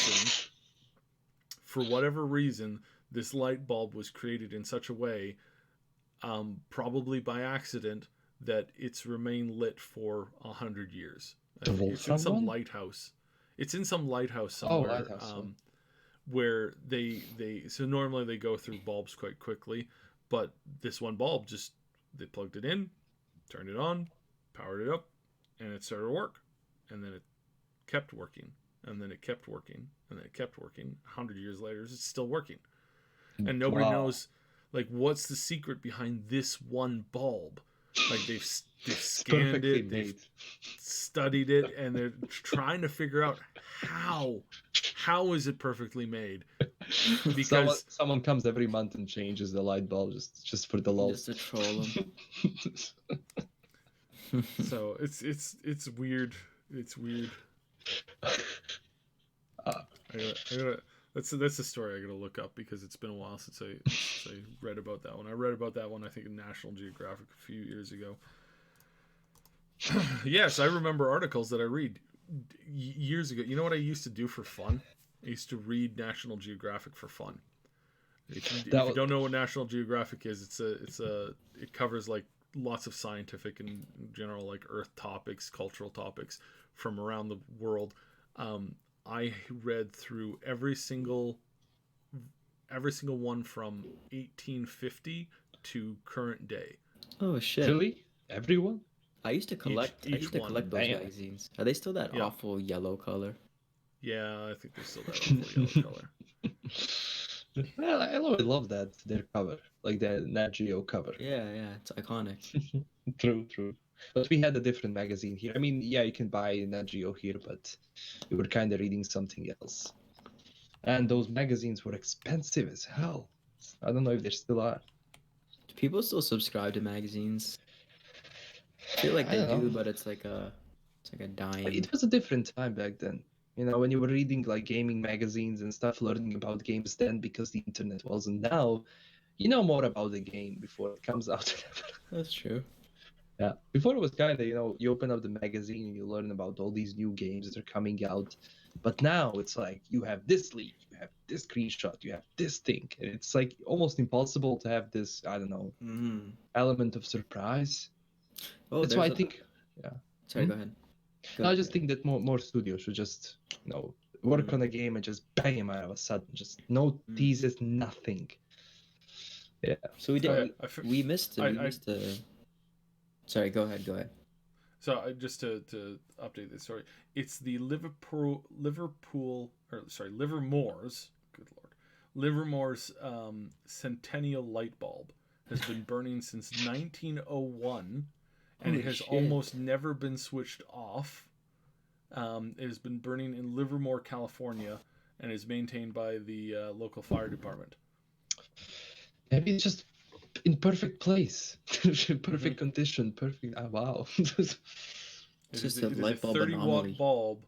It is a 30-watt bulb that was hand blown, carbon filament, and it has been burning for over 100 years, and they don't know why. Jesus Christ. Like normally these bulbs were quite long lasting, but this one has outlasted all of its other siblings by literally hundreds and hundreds and hundreds of years. Or not hundreds of years, but decades and decades. It's hundreds. Good lord. Anyways, you were saying, Oh yeah. We did miss a little bit of Cyberpunk 2077 news. So you guys remember that lore book that was coming out, and we thought there was a placeholder date for before the game actually comes out. So that's actually going to come out. They've confirmed that's going to come out before the game. So potentially some big world and lore spoilers in that book, pre-release. But didn't they say that it's not going to have? I think I read somewhere that it's not going to have any spoilers. It's just going to be general lore of the. Is that what it's going to be? So it's essentially just going to be like a source book. But that's strange. Then what about? I mean, yeah, obviously it's going to be. There'll be something. Yeah. There'll be. I mean, there's 192 pages in that thing, so there's definitely going to be some new stuff. I think generally like the most spoilers we're gonna get, and like, it's gonna be in Cyberpunk Red.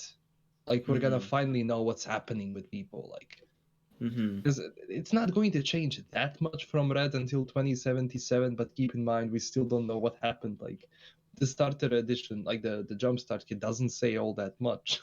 That's true. Yeah. Yeah. We'll need to see the full Red lore book. No. But I just hope that also, yeah, maybe they just repeat a lot of information in that. But I mean, by then their marketing would probably have picked up to where we might know a majority of things in the book. I'm not sure. It's just speculation, but just for your guys' information. Cool. So yeah, at least something. I mean, next month, do you think we're gonna get something on the 16th? I think so. We're getting closer and closer. It depends a little bit on how everything is going. Yeah. Please, because right now it's like, right now it's just like the news articles are nonstop, right? Running a single story, and then not really covering anything different.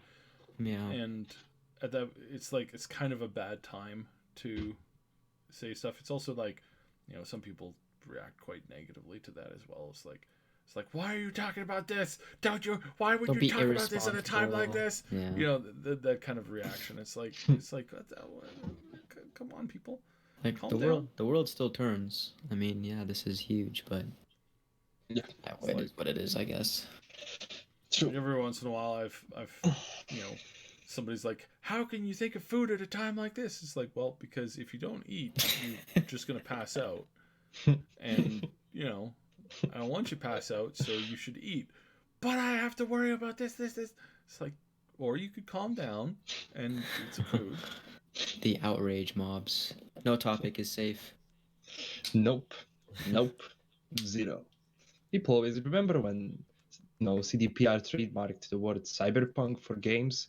It's like, CDPR trademarked an entire genre. No, they did not. They just trademarked the title, for God's sakes. Yeah, all the ignorant people usually say stuff like that. That was a while ago. Oof. Oh man, we've been going for almost 100 minutes. Oh, that was 50. Jeez. We've talked about Cyberpunk for a whopping 10 of them. Yeah. Well, we do appreciate everybody who comes by, especially on these like low news days. We know it's a low news day. We know that it's whatever. And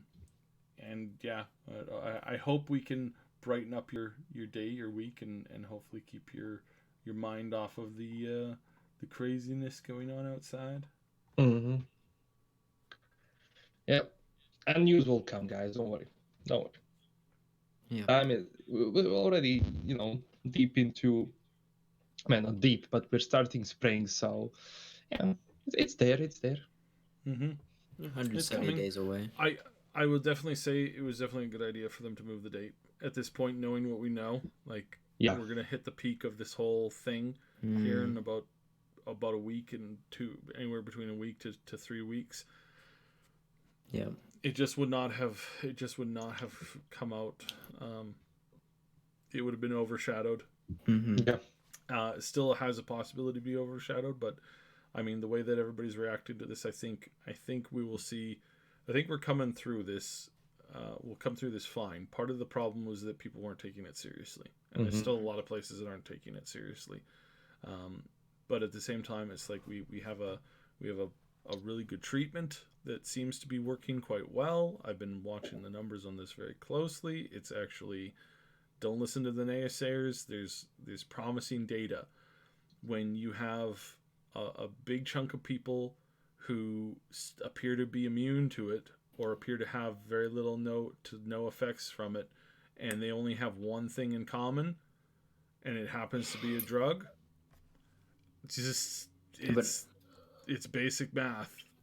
It's basic math. You don't have a world where 70-60% of the population get something, and anywhere between 1 to 10% of those people are hit extremely serious to the point where they die. And then you don't have another population group that is effectively immune to the thing. Like something is causing that immunity. What is causing it? Well, they all take this one particular drug. All right. Well, what happens when we give it to people who are suffering from it? Well, most of their symptoms are reduced by like a good 50 to 80%. Well, that's promising. It's not a vaccine, but it's very, very promising. How expensive is the drug? It's cheap. It's pennies. It's pennies to produce. Well, can anybody produce it? Literally, yes. Literally, it's one of these drugs that has been around for almost 100 years. It seems to be really good. So like, as far as hoping, having hope and staying positive, keep that in mind. And it's not that everybody's, again, it's not that this is all eggs in one basket. It's like this is one of several things that are being researched and are having really good response. There's another 2 places that are working on a different type of a treatment or a vaccine type that are having like really good, really, really positive work. So yeah. So Madqueen, you back? Yes, I am. I can hear you typing. Yes, sorry, for Doom. I thought I was muted. I am terribly sorry. It's okay. I didn't say anything in the whole stream. I am so, but I don't know what to add. Not to mention that I am terribly sorry, but lately I can only think in one thing. Doom. Killing demons. I slept. When I slept yesterday, I dreamt about Doom. And I only played for 9 hours yesterday. Admit you slept for 3 really hours. Hilarious. Well, I only slept for a few hours. Yeah. It is very addicting though. I got home and I was playing till like 2 a.m. Yeah. When we're done, I'm going back to play on stream.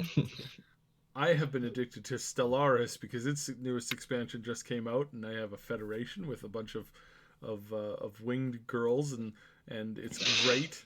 Ooh. We're conquering the galaxy. It's really awesome. We just took over another.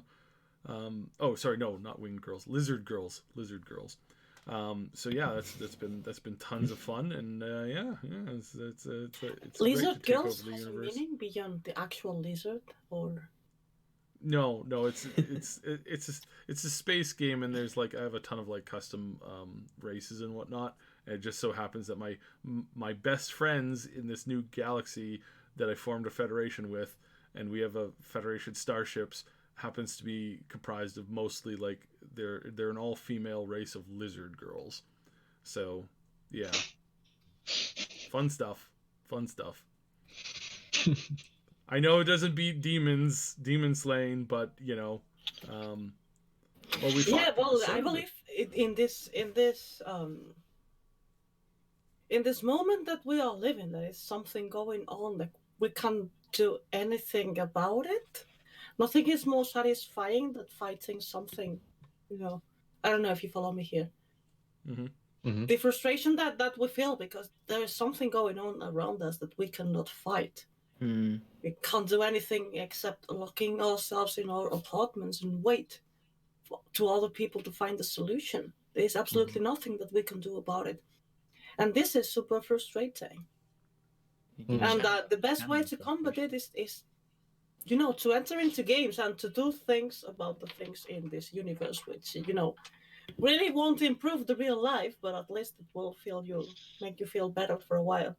Mm. I saw the post actually. There was like lockdown established, and then gamers, and then there is a scene from The Witcher in Blood and Wine. You're just looking at the whole landscape. He's slowly turning. Yeah, there's huge worlds to explore. If your is in problem. It was very funny because someone sent me a video on WhatsApp that two friends are talking. One of them, a gamer, playing Call of Duty. So Mm. the first asked the second, "So, how's your day?" "Oh, great, I've been here playing Call of Duty." "How about yours?" "Well, here at home." "And so, how's your quarantine?" The guy playing Call of Duty says, "Quarantine? What quarantine?" So lost in the world. So yes, I'm going to try to do that as well. I'm trying to also create content at the same time, but I don't have enough head for everything. Mm. True. Yeah, I might try to get a review out as well. I'm not sure what their policies are though for posting stuff. What do you mean? Like Bethesda for YouTube. Oh, they're good. They're They're chill. good about it. Chill. What's the question? Nice. Because I honestly didn't understand what you said. Like what are their policies for like posting reviews or videos about their games? Oh, it's you, dude. You can Bethesda has one of the absolute best rules when it comes to content Nice. creation. Mm. They're completely hands off. The fact that you can the fact that on more than one occasion, MXR, who is a mod reviewer in the wonderful world of Skyrim and Fallout, has become the #1 trending video series on this other video series that has more. It's called Prawn Hub. Yeah, Prawn Hub. That's how you pronounce it. Has been the #1 trending person over there just by reviewing, mods for Skyrim and Fallout 4, not creating any of his own hot coffee experiences. There's a lot of reading between the lines you have to do here. It's funny, Sai, because you make all those efforts and then I come in and send it all to hell. Yeah. So essentially, like, you remember when people started making certain types of videos for World of Warcraft and Overwatch type stuff. Basically, Blizzard tried to can it. They started shutting people down. They started going after people with legal fees. And what happened? Barbara Streisand effect. Suddenly, everybody and their dog wanted to see what these people were talking about. And now it's routinely one of the top 10 searches every month for the past many years. There is more people watching that content than are actually watching people stream Overwatch on Twitch right now. So that's hilarious. I find that personally hilarious. And rule, what is it, 43? 30, no. 34, right? Or 32? 34. Something like that. It's like you just walk away. You don't try and control it, because the harder you try to control it, the more your attention you're going to draw to it, and the more you're going to just cause it to become a thing. When it shows up, you just turn around and you just walk away. Because there's and that's what Bethesda does. They're good with anything. And now, of course, they get a little annoyed with some of the hate videos that people make for them, but they've never shut anybody down. They've never closed anybody's voided they never their did accounts. A 2K. Yeah, they've never done a 2K. They've never done a what was that one where they did a takedown, a DMCA takedown because the guy gave a bad review of the game. It's like they've never done anything like that. And at least you have to give them some props for that, because there's companies like 2K that, oh, sorry, you make a video that we don't like, well, you're going down, buddy. Mm-hmm. How now dare right you now would be a review good our time. product? Yeah. But Right now would regardless be a good of time to the, do that. sorry. I was gonna say right now would be a good time to do that because they can't really send people if there's a lot. Well, maybe they do, but instead of asking questions, they will cough at your face. Oh, Mhm. gross. Oh god. It's even worse. But No. regardless of the rules of Bethesda, I'm sure that a lot of people will appreciate that you avoid to mention certain spoilers. That I don't know if you encountered them already or not. Mm-hmm. Yeah. Well, I mean, yeah, we just won't mention the spoilers. Okay. So, shall we wrap it up in here? Because we're talking We're about running out of everything but topics. Cyberpunk. And I want to go back to my demons. We've been going for 110 minutes. Yeah, Been a while. we'll wrap it up here.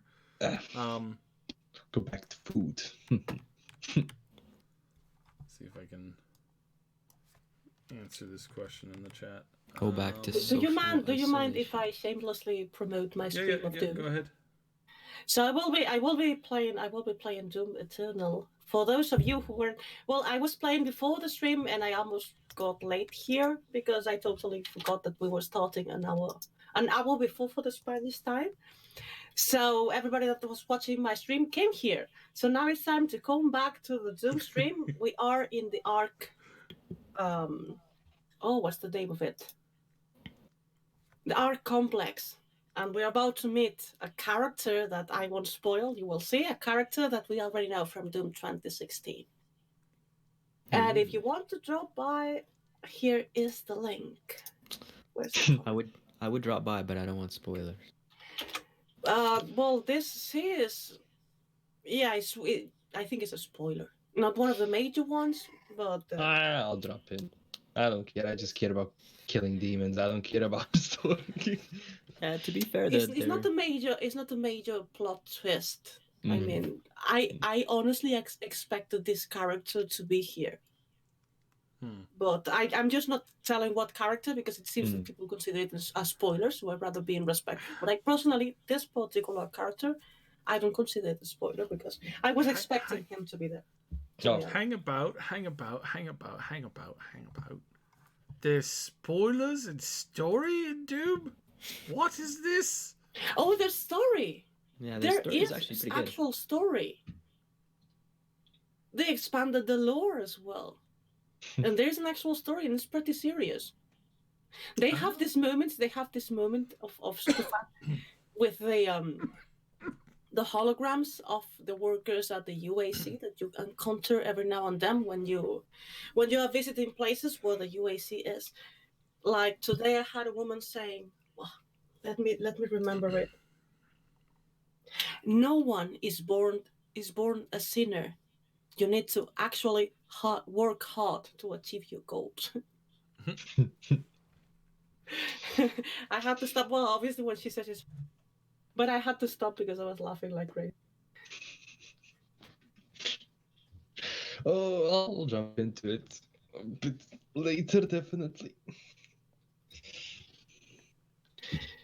So, well, I will be there playing more Doom until I can't stand it anymore and I want to puke again. Just, the thing Are you gonna do a nightmare playthrough? Sorry? Are you gonna do a nightmare playthrough? I don't know. Well, I need to unlock it. I didn't check, but It's in unlocked. 2016. It's unlocked at the bin. Well, It's you can unlocked you can switch to nightmare and test it out, and then you can switch back without losing any save progress. Oh god. Well, the truth is that I play way better on private than on stream. I don't believe that I would be able to do a nightmare playthrough on stream. I need to do it privately. I play very differently privately. I think I swear more or less the same amount, but sorry. I'm the same as you, yeah. Play better. I believe that everybody is, because when you're on stream, you have to be checking that everything works that the quality of the stream is good. You have to be pending the comments. You have to have your eyes in thousands of things. You cannot focus 100% on the game. True. You really need to kind of immerse yourself, but it's impossible with all the distractions. Yeah. Especially if it's like a multiplayer game where you have to think fast. Like sometimes, it's so different to stream and play privately. So yeah. True. So yeah, maybe I'll do an Ultra Nightmare playthrough, but private. Meanwhile, I play on Hardware Plenty, which is harder than the 2016, but I think I'm in a point where I'm more or less getting it. How to control the Doomslayer, also with a new controller, because I'm using the new radio controller, and I needed to get used to it. And it's so comfortable to play Doom with this controller. If I had to use the basic PlayStation, I think I would have gone crazy. Yeah, I prefer the Xbox One over PlayStation controller because I have huge hands, and that PlayStation one is it's terrible. Well, this is basic PlayStation. It just has more functionalities, and some things can be customized. And it's very good. It's very good. It's way too sensitive, but you can adapt it to what you like. And it's really comfortable to play them, to be honest. Yeah. I like That's it. cool. It's cool. Controller is It's not my not strong the suit. it's not the Elite, is it? The Elite controller, or it's like a different third-party one? It's a third party, but it's a Raiju Tournament Edition. Oh, I think I've heard of that. It's made by Razer. Oh. Yeah, so that'll be a good one. Razer makes good stuff, decent stuff at least. Yeah. Yes, Unless it has cables. Their mouse broke on me this week. The actual I couldn't right click anymore because it just broke. And I'm like, how old was it? Build quality is bad. Like a year. Oh, that's it. Just, yeah. Rip. I have never had any Razer product last more than like time and a half of its warranty. If its warranty says a year, it'll last 18 months tops. Yeah, they're a little bit flimsy. A lot of their stuff is build quality is so bad. Like the soldering is terrible. It's terrible how they do it. Well, if you come to the stream, you can also come to the previous stream and click like button to counteract all those dislikes, because apparently some streamer I called out for titling the stream Ultra Nightmare and playing it on Hard Me Plenty, they don't like it. Oh, really? Yes. Someone I watched the stream of someone that I know in life. That was the title of the stream. What he was doing an Ultra Nightmare gameplay. And if you saw the gameplay and you have played the game, you can easily see that the level is Hurt Me Plenty. Which is 2 or 3 levels below that. My God, I love the toilet paper in the stand-up. Yes, I shamelessly stole this from a friend of mine on Twitter. All right, I think we should be. Yeah. I think you have to go back to that stream. Alrighty, so that concludes today's podcast. Head over to Madqueen's channel and watch Doom Slaying if you are up for that. We will be back next week. Next week we're with whom? Madqueen. So tune in, and hopefully we will have some news soon. Stay safe, wash your hands, and for the love of God, stay inside. Don't panic. Don't panic. Panic is the worst thing you can do. So stay calm and soldier on. And if you panic, use this rage to kill demons. With me gone in the background. Yeah, that's true. Rip and tear. All right, see ya. See ya. Bye.